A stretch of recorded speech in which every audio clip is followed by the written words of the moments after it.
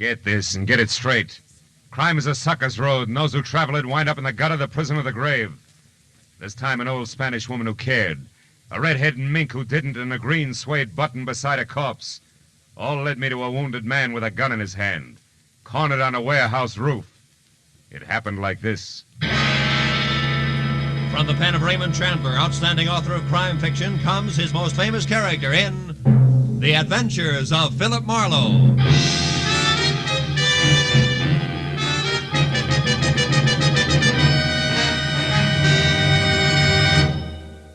Now, with Gerald Mohr, starred as Philip Marlowe, we bring you tonight's transcribed story, The Man on the Roof.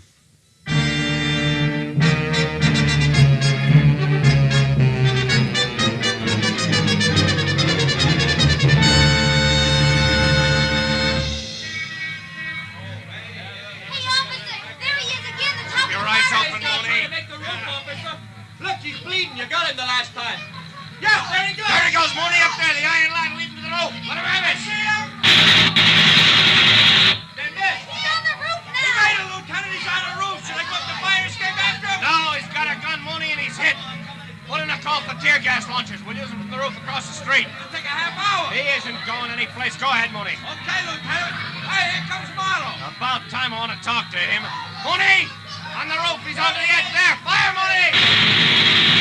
Matthews, hold it. Mooney, don't shoot again. What are you talking about, Marlowe? He's a killer. He's armed and dangerous. Listen to me. What do you want us to do? Scold him and send him home without a supper? Matthews, I'm going up after him. No, you're not, Marlowe. Come here. Let go of me, Listen, Matthews. Marlowe, nobody goes up there. We're going to gas him out. Go on, Mooney. Call for launchers. Matthews, please, listen to me, will you? No, why not? Tell me the whole story. We got nothing but time till they get here with those launchers. Please, Matthews, quit kidding. Nobody is kidding, Marlowe. That boy up there is a killer. Keep watching that roof, Becker. You make it curious. Well, Marlowe, this story you've got. About 10 minutes ago, At Matthews. the beginning, Marlowe. Go on, Phil. I'm trying to. We'll start at the front. I'm a sucker for detail. You got a half hour before the tear gas arrives. Okay, Matthews, I'll start at the front and skip nothing. Right. I'll start where it started 4 hours ago at 5 o'clock this evening, some 15 miles from here on the outskirts of a little town of San Fernando. A telephone call from a woman whose voice had said that she was old and Spanish and very worried. It brought me out to the place. A woman named Senora Andrade who told me that her only boy was heading for a lot of trouble and that I had to stop him. The Andrade home stood out like a thoroughbred alongside the milkman's horse in comparison to the other houses squatting on the sun-baked soil. And the Senora herself, at maybe 60 and in a cheap black cotton dress, a lace shawl and homemade slippers, was the tidiest person I'd ever seen. When she bowed from the waist in graceful greeting, I saw a single small ivory comb was the only thing holding a mass of long gray hair in one neat bundle. Senor Marlowe, you will excuse me if I do not extend you the hospitality of my house, but Pedro, Pete, he likes to be named, is already gone. There is no wasting time. Of course. Pete, your son, Senora, huh? Si. And a good boy, Senor Marlowe. Here is a photograph of him. It is taken only a week ago on his 25th birthday. Really?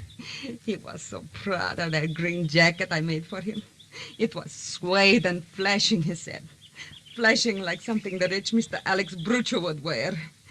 He has it on every day since then, even today. Alex Brucha, who's that, Mrs. Andrade?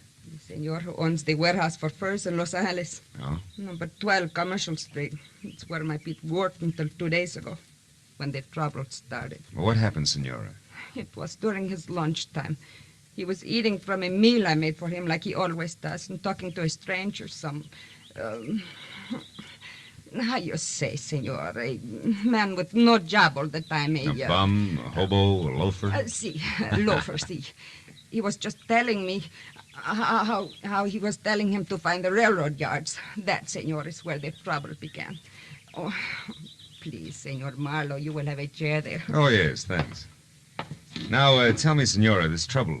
Surely giving instructions to a loafer, as you say, didn't start it. Oh, but it did.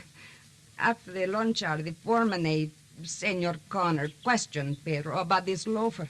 And when my boy said that the man was only asking for the railroad yards, this Senor Connor said he was a liar, that Pedro was giving out information about the shipments of furs, that he was fired, discharged. Just like that? Let's see, senor.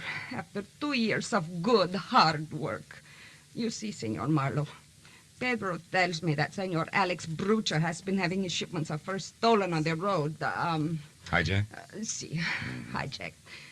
And it is this reason why Pedro is fired. You want me to prove to Mr. Alex Brucher that Pete had nothing to do with this hijacking, huh? Get his job back, is that it? No, senor. It is too late. Why too late? Pedro already went down there this morning to do that. Oh. He went and told Senor Connor, the foreman, that he had nothing to do with the hijack. And more. He told him, Senor Marlowe, that he was fired because of Helen Castile. Who's that? The pretty girl who for a short time now works in Senor Brucher's office. Oh. Well, then I don't understand, Senora. This Helen Castile and my boy are falling in love. But Senor Brucher also likes this girl. Oh. What happened when Pete told this to Mr. Brucher? He never did. Before he even got to speak to Senor Brucher, that devil man, Senor Connor, and some other men beat him. Cut his face, blood on his arms, his clothing torn. He came home just before I called to you. Almost dead, Senor. Oh, I'm sorry. Well, how about now? No, Senor Marlowe. Pedro has gone back. Revenge in his heart. That is why you must stop him. Senor, you must bring him home before he kills. Before it is too late. Take it easy. No, take it easy, Pobrecito. Senora. Don't worry. I'm sure I can bring him back. Positive. Oh, gracias, Senor. It's all right. Here, Senor, in this can. I have money. 19, maybe more dollars here. You take it. No. Not yet, Mrs. Andrade. I don't think it'll cost that much. We'll see, huh? Goodbye, Senora.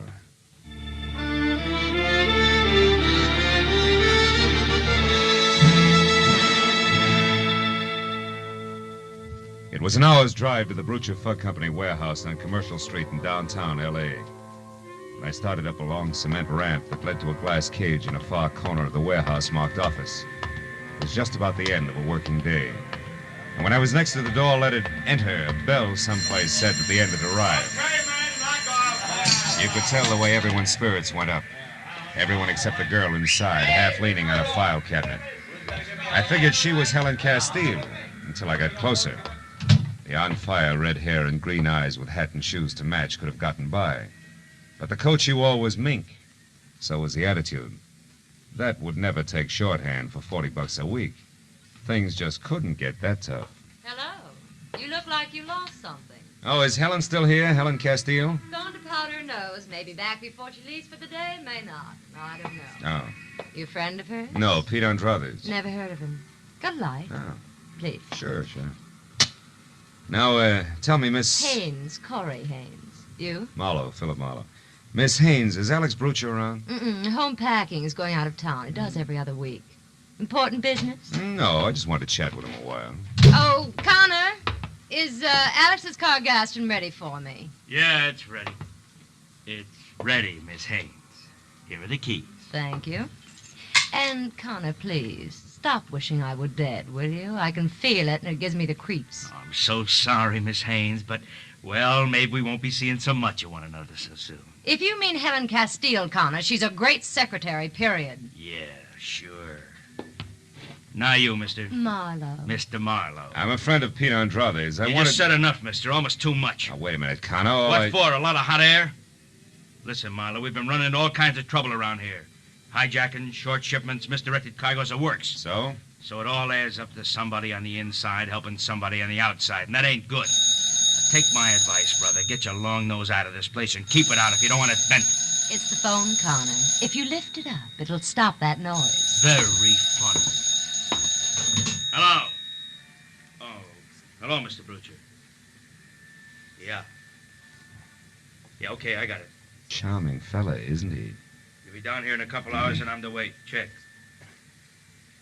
Check, Mr. Brucher. Goodbye. His master's voice. Very funny again. You'd better let me have the keys back, Miss Haynes. The boss isn't going out of town after all. He'll probably want his car. And I'll probably give it to him myself after I've run a few errands I have in mind. Goodbye, Mr. Marlowe. I hope we meet again in more pleasant surroundings.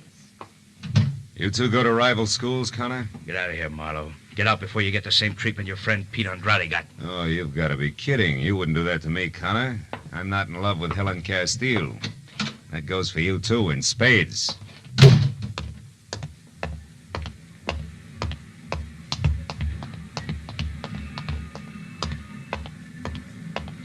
Hey, you, Mr. Marlowe. What? Over here behind the crates. I don't want Connor to see us. I'm Helen Castile. How do you know who I am? There's an intercom phone in the office you just left. Yeah, I see what you mean. I knew Pete was in some trouble. I hadn't heard from him in 2 days. Oh, Mr. Marlowe, what they've done to him is terrible.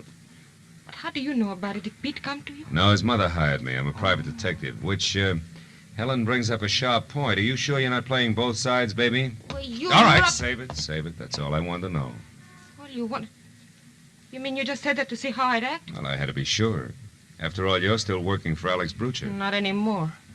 I only stayed on before this because I didn't want Pete to be fired. Oh, Shh. Hold it. I think we've got company. It could be rats. There's some around. Yeah, with and without brass knucks. Now, listen, honey, for everybody's good, I don't want Pete mixing with Alex Brucher.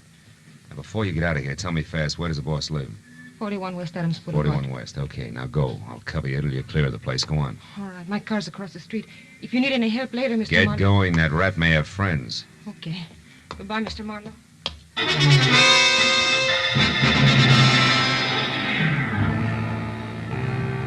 Helen got to the front gate, out into her car, and away without anybody bothering her. And a couple of minutes later, I covered the same smooth course, and I was beginning to believe that the rats were just that, except that when I was in behind the wheel of my coupe and heading for Adams Boulevard, I picked up a pair of headlights in my rear-view mirror, which for the next 40 minutes have zigzagged, stuck like they were painted there. But finally, a traffic jam gave me all the brake I needed. And a sharp right turn, followed by a lot of speed, left me free and once again on my way to West Adams Boulevard.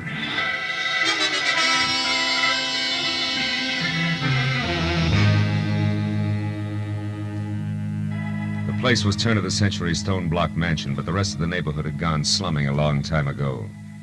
I was about to try the knocker when I noticed a thin slice of pale light that said the front door wasn't closed all the way. I started in, edging toward the sick light that came from a single lamp in what used to be called the library. And then suddenly I saw him. A man in a smoking jacket, lavishly monogrammed A.B., his face beaten raw, his clothing almost shredded, blood clotted thick on the back of his head. He was dead in the corner of the room. Next to the body was a heavy marble lamp base, also bloody. Inches from that, I found something that might as well have been Pete Andrade's calling card. A button made of green suede I had in my pocket just before the company spoke up. Don't go for your gun, Marlowe. That'll leave us even. So the kid finally made it, huh? Maybe. Maybe I did it, Connor. Nuts, you just came in, I know. I was waiting outside. And the jerk I had on your trail lost you. I figured I'd better leave the office, but quick. I figured right. But tell me, Marlowe, just so I score 100%, what's your angle? The Andrade kid's mother. If a private detective was working for her, she was afraid of this. Oh, no. Stop. The sentiment's killing I me. wish something would. Now, let's call the police. Not so fast. What do you mean? And I've already got the rest of my figuring done. About now, the kid should be at his girlfriend Helen's flat. I know where it is, and that's where I'm going. You see, Marlowe, I want to be a hero. I want to bring the kid in. Understand? Oh, sure. Real easy. You want to bring him in dead. That way nobody even mentions the beating you gave him on Brucher's orders. Because he wouldn't stay away from Helen. That way you're clean. Exactly. Clean as a whistle. Except for you and your big mouth. Now stand still, Peeper. I want to whisper something in your ear.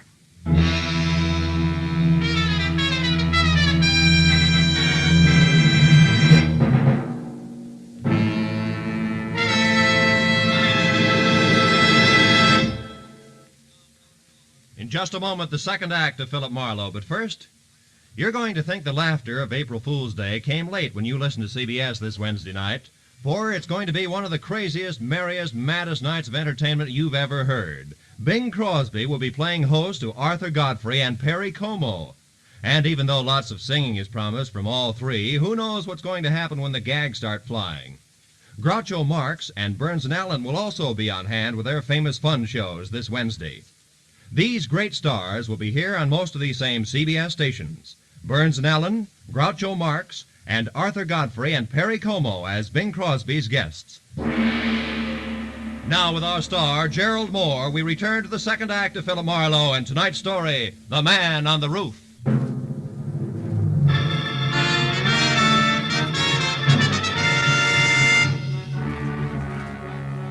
Connor started toward me with a .38 wrapped in his thick fist. I figured I better do something about him and do it fast. I waited until he walked around Brooch's body on the floor and it was out of his line of vision. Then I pointed at it. Connor, look, he's moving. What's that? Hey! An old trick, sucker. Now let's throw your gun out of the conversation. We'll start over. Come on, get up. Get your hands off. Get them off, you crummy. Look, Heavy, I'm going to get an answer out of you one way or another. Make it easy on yourself. Now get up. I said get up. All right, White. You win this round. That's better. What do you want to know? Helen Castile's address. She's got her room. Number 4, 3200 Crenshaw. Hey, thanks. So long, muscles.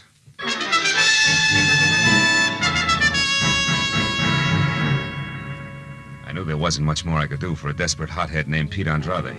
He'd already done too much for himself in the wrong direction. I drove down Adams until I'd cooled off enough to call the police. And I stopped at a phone booth and gave Homicide a fast rundown on Alex Brooch's murder. But I hung up before they could ask me Senora Andrade's address in San Fernando or Helen Castile's place on Crenshaw. Because there were 2 women I wanted to talk to alone before the police moved in. After that, I drove out to Crenshaw and found the number 3200. Room 4 was at the far end of a half-lit hall. And there were voices inside. One was Helen's. The other was Pete Andrade. I reached for my gun. I went out of my head, Helen.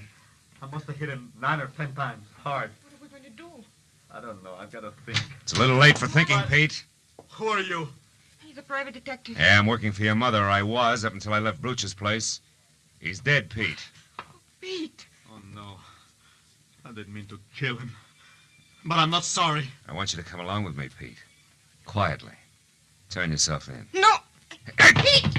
Helen, get away from me. Stop it. Oh, you little... He's gone. Got it. Don't move, Marlowe. Don't move or I'll shoot. You crazy fools. I knew you wouldn't shoot me, Marlowe. Next time you'll be surprised. There won't be a next time. We're going to get away. It's our only chance now. You haven't got a chance if you run. You'll be dogged every minute of your short lives. You'll wind up full of bullets in the dark. You'll be running down a blind alley, and it starts right there with that door. Don't be suckers. Shut up. We're going to try it, Marlowe. And we'll make it. We've got to have money, Pete. Yeah, and I know where to get it, too. Broocher always kept plenty of petty cash in the office at the warehouse. I'll take that. What about the watchman, Pete? Are you going to keep on killing? Pete, listen. You can get in quietly with Broocher's keys. Corey Haynes has them. The office keys are on the same ring as the car keys. She always borrows them when she uses his car, and she's got it tonight. Then I'll get them from her. Where does she live? Out on Orange Drive. 210, I think. Will you listen to me a minute? You're heading for the original dead end, both of you. Why don't you give yourselves a break? Now, what do you call a break, Marlowe? Pete rotting in some prison until we're both too old to care? I'd rather have the bullets. Let's get him out of here. Yeah, that closet will do. Go on, Marlowe, inside. Move! Sure. What are you waiting for? Go on, close it. I know what you tried to do for my mother, Marlowe, and for Helen and me. I'm sorry it couldn't work out. Thanks anyway. Nuts. I'm leaving, Helen. I'm ready. You're not coming. You're staying here. What? Marlowe was right. This is a blind alley, a dead end, and I won't take you into No, it. Pete, I'm going with you. No, you're not. Stay back. I mean it. Please. Stay back, I say. Helen, unlock this door. We still may be able to stop him. I'm playing this my way now, Marlowe. You can stay where you are. Helen, don't you understand? I'm on your side. I'm going with him whether he wants me or not. So long, Marlowe. Happy landings, baby.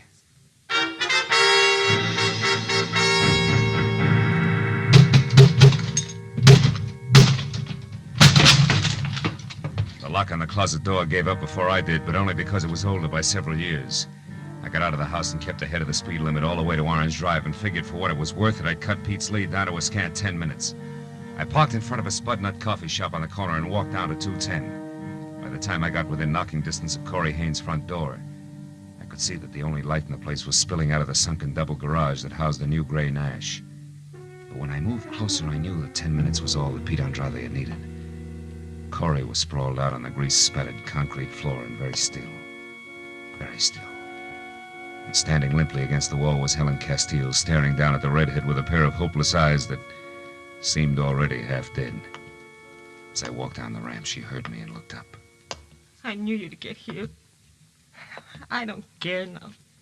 We're both late, is that it? Yeah. I didn't see him. He was already gone when I got here. I found her like that. Then he must have gotten the keys. Yes, from her purse. Sit over there. Why didn't you follow him? You knew where he was heading? I couldn't.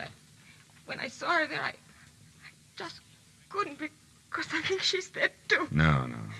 She isn't dead. You mean she's just out? Yeah. A long way out, but not dead. From the looks of things, she must have put up quite a scrap. Maybe she... Wait a minute. There's something screwy here. Oh, Miss Corey! Miss Corey, what's happened? Who are you? Miss Corey's maid. What's happened to her? She's Oh, unconscious. this is terrible. She knew there was going to be trouble. I swear she didn't. Miss Corey, honey, speak. How do you know that? Because she was worried. She told me 4 or 5 times she was going to stay in all evening, like she was expecting somebody. Sure. It figures all the way. Look here. Are you sure this is her purse? It certainly is. Was she robbed? Not exactly, but... Oh, yeah. This clinches it.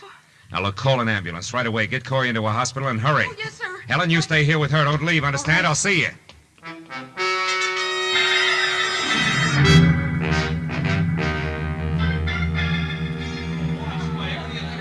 And that's it, Matthews. That's why I broke a few speed laws getting from Corey's garage down here to the warehouse. Because I had to find Pete and tell him before it was too late. I'm still not sure you made it, Marlowe. Look, this was dropped near Brooch's body. I just saw the mate to it in Corey Haynes' garage. Look, that's not conclusive. No, but these are. The papers I pulled out of her purse. Take a look at them. Go ahead. One glance will tell you where they came from and why. You get it, don't you, Lieutenant? Yeah, I get it. Certainly I get it. What a rotten setup. Well, then you gotta let me go up that fire escape and talk to him. He'll listen to me, Matthews. I know he will. I told you once before, Phil, he's been hit and he's cornered up there. It's driven him haywire. It'll probably blow the top of your head off the... Go ahead, go on up and try it. I'll pass the word. Across the street and started up the fire escape, I knew Pete Andrade from someplace in the shadows on the roof was watching me, every inch of the way. But I climbed up to the 4th floor before I spotted him. His head inched out over the ledge, my own .38 in his hand. I went on to the 5th floor and it started up the ladder to the roof when it came. Stop there. That's close enough. It's Marlowe, Pete. I know. That's the only reason you got this far. You got lots of nerve, Marlowe. Pete, I didn't bring a gun. Because I just came to ask you a question. Nothing else. A question? Yeah. A big one. Did you use anything on Brucha except your fist, Pete? No. Why? What's the difference? Plenty. I don't think you killed Brucha. What? Is this a trick? No, look, Pete, no trick. Look at this. I found this green suede button near Brucha's body. I thought it came from your jacket, but it didn't. It was torn from a pair of green suede shoes that Corey Haynes had on tonight. Corey Haynes? I don't get you. It means first she's a liar. That she saw Brucha tonight. It means she got there after you did. Probably found him unconscious where you'd left him and finished the job with a heavy marble lamp base. You're crazy. This is a trick. Why would she kill him? They were going together. They had been. Until Brucha got interested in Helen. Yeah? After that, Corey was on the way out, and she knew it. She decided to get all she could out of him while she had the chance. Go on. Every time she borrowed his car, she used the keys to get into the office, steal information out of the files, and sell it. She was the informer. That dame. I'm coming up, Pete. How do you know all this? I found some papers to prove it in her purse. She was in a tough spot when Brucha changed his mind about leaving town tonight. Yeah? She had to get the papers back in the files or Brucha would discover they were missing. But Connor staying in the office prevented it, so she was trapped. I see. When she saw a chance to kill Brucha and have you blamed for it, she grabbed at it. Are you convinced, kid? I almost shot you, Marlowe. Why did you take such a risk and climb up here? Because your mother has some ideas that I wouldn't like to see her lose, Pete. Also, I wanted my gun back. Well, do I get it? Yeah. You bet. Here. And thanks, Marlowe. I feel so good now. I guess I can. I know just how you feel, kid. I don't climb fire escapes like this every night. Believe me.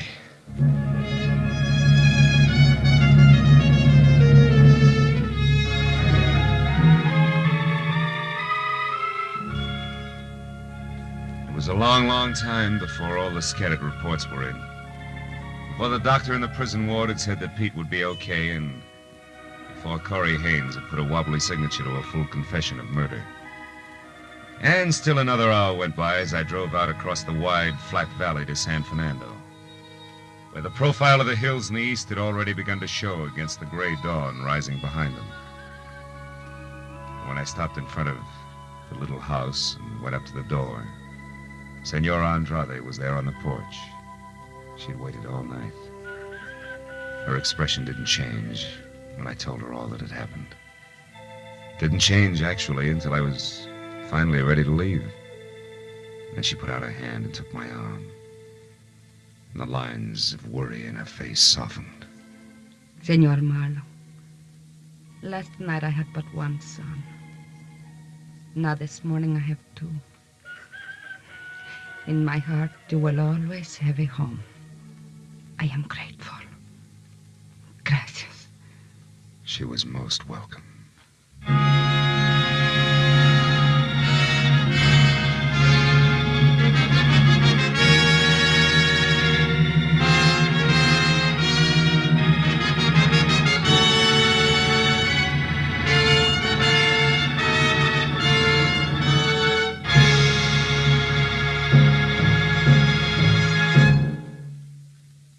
The Adventures of Philip Marlowe, bringing you Raymond Chandler's most famous character, star Gerald Mohr, are produced, directed, and transcribed by Norman MacDonald, and are written for radio by Robert Mitchell and Gene Levitt.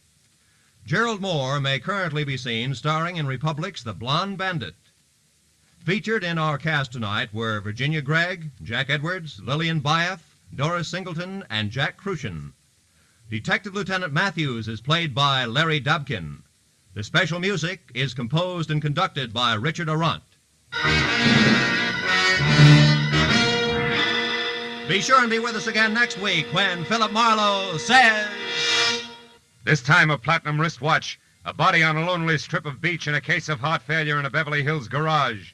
All added up to blackmail, 25 years old, and a killer who would never be caught.